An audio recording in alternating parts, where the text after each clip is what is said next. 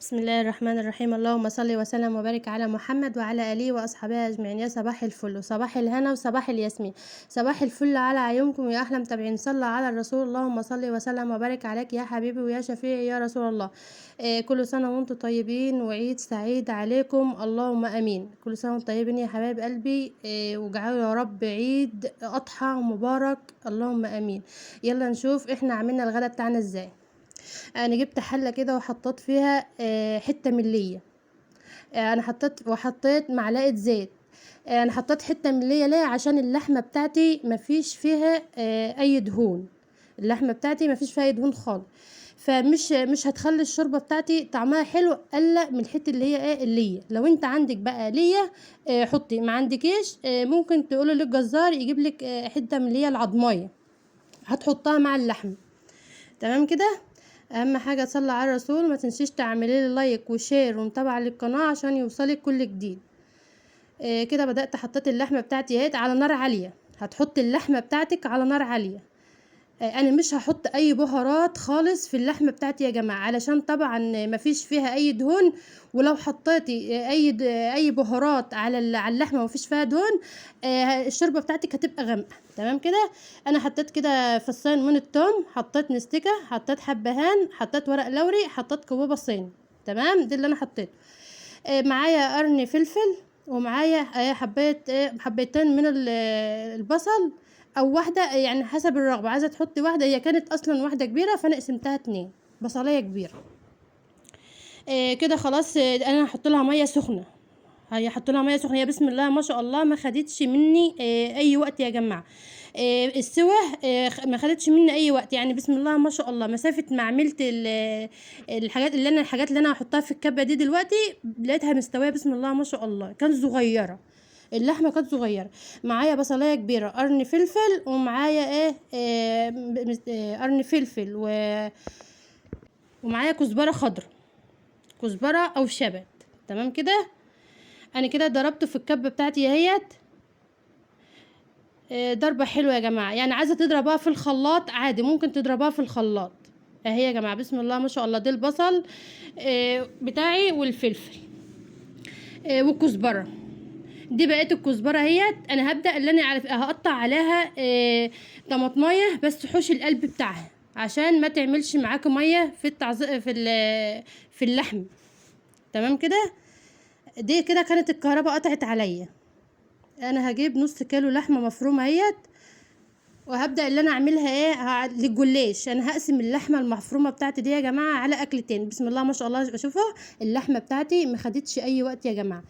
كده جبت الطاسه بتاعتي على البوتاجاز، وحطيت فيها شويه صغيرين من الزيت. ما كتريش الزيت عشان اللحمه المفرومه اللي بتيجي من بره ديت بيبقى فيها كميه دهون رهيبه يا جماعه. كده احط بقى. كده احط الحاجات اللي انا ضربتها في الكبه عليها. الطماطميه هي يا جماعه اللي انا خرطتها على الحاجات اللي انا عملتها في الكبه.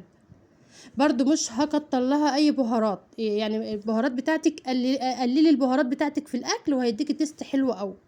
دي معلقه في توم اهيت مش كبيره، برضو معلقه توم صغيره، وهتقلبيها تقليبه حلوه. تمام كده. هنحط بقى البهارات بتاعتنا. عباره مثلا عن ملح، فلفل اسود، 7 بهارات، بابريكا. عندك لو سلام بقى لو البابريكا ديت مدخنه تبقى بصي جميله قوي في اللحمه المفرومه. كده بقى هحط معلقه من الكاتشب. ما عندكيش كاتشب عادي، دي اختياري. عايزه تحطيها، ما انتش عايزه تحطيها حطي معلقه صلصه. لو انت عندك معلقه صلصه حطها عليه. كده برضو جبت حلات وحطيت فيها معلقه ملح، وحط فيها شويه من الزيت ديت للمكرونه بتاعتي. تمام كده. انا جبت برضو حله وحطيت فيها شويه من الزيت، وحطيت فيها معلقه كبيره توم. دي معلقه كزبره ناشفه هتحطها برضو على التوم. ما تحمريش التوم بتاعك، هو مسافه برضو مسافه ما تشمي ريحه التوم اقوم حاطه الصلصه ديت. صلصه على فكره الكهرباء كانت قطعه، وانا طلعت الطماطم ديت من الفريزر اللي هي الصلصه بتاعتي، يعني كنت مجهزاها. هبدا برضو اللي انا هحط لها البهارات بتاعتها. برضو مش هكتر لها البهارات، هحط لها معلقه ملح، معلقه كمون، معلقه فلفل اسود. بس كده. دي اللي انا هحط. مثلا المكرونه بتاعتي اهيت يا جماعه استوت اهيت. المكرونه دي اللي هي الاقلام الطويله. هبدا برضو ان انا احط عليها الصلصه اللي انا لسه عاملاها دلوقتي. بسم الله ما شاء الله، لونها حلو قوي يا جماعه. كانت الطماطم كانت حمرا قوي. كده دي كيلو مكرونه. كده هقلبها هي تقليبه حلوه. وهبدا اللي انا هحطها برضو في البرام بتاعي. دي البرام اهوت كنت حاطه فيه اللحمه المفرومه، نص اللحمه المفرومه هحطها في نص ده ونص في الجلاش. كده حطيت شويه من الزيت، شويه من الفلفل الاسود، شويه من الكمون، شويه من الملح. ظبطي بهاراتك في الصلصه عشان طبعا انت هتحطيها في الفرن. كده هحط كبشه برضو او كبشتين من الصلصه. وهبدا اللي اني افضي المكرونه عليها. دي انا هحطه في الفرن.